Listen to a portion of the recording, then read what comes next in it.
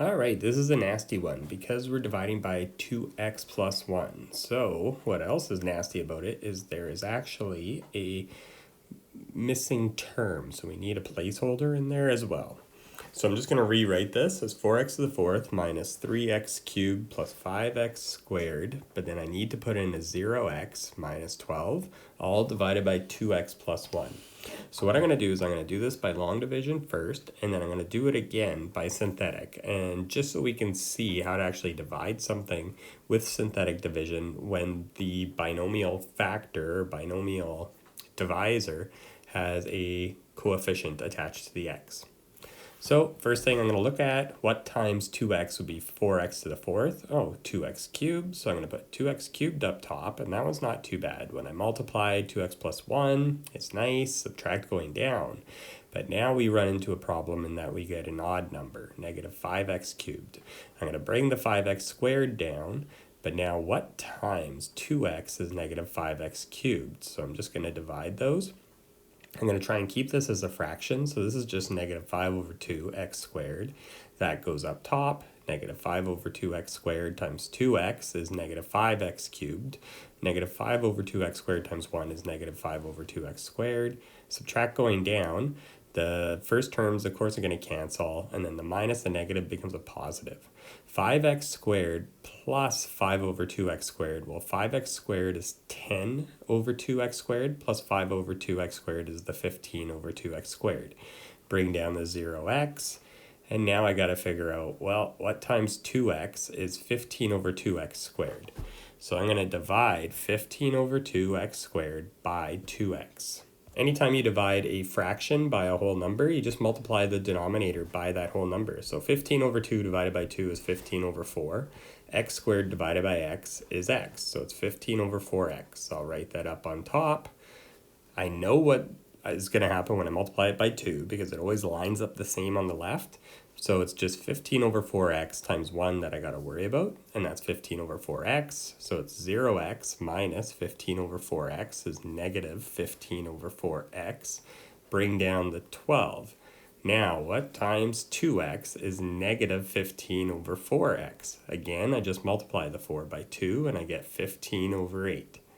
So I'm going to put 15 over 8 up top.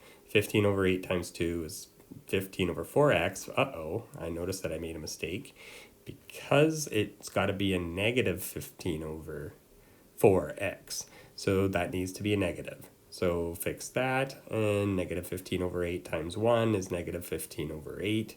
Subtract going down, that becomes plus negative 12 plus 15 over 8.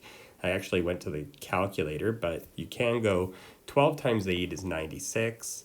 So that's negative 12 is negative 96 over 8 plus 15 over 8 is negative 81 over 8. And there's the remainder.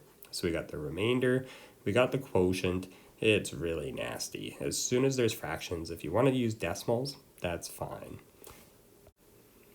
But what we're going to do is let's see if we can figure out how to do this with synthetic.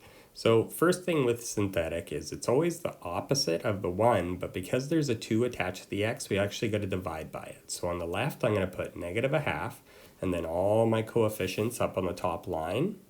First number always comes down. 4 times negative a half is negative 2. Negative 3 plus negative 2 is negative 5. Negative a half times negative 5 is positive 2.5. 5 and 2.5, 7.5.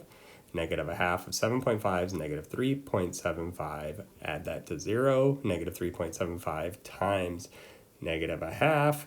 This one took a little longer because I probably am using my calculator to figure it out.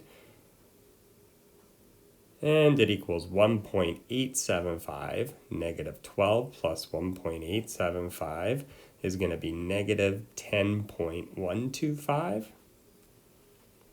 And what we can also use the calculator. I still have my graphing calculator or something else. We can change all those decimals to fractions. So this is 4, negative 5, 7.5 is 15 over 2. Negative 3.75 is 15 over 4. Negative 15 over 4. And the negative 10.125 is negative 81 over 8. You can actually take the coefficients from the negative 81 over 8 there and divide it, and you'll see it's negative 10.125. But the 4, -5, 15 over 2, and 15 over 4 do not match. 81 over 8 matches, but the rest doesn't.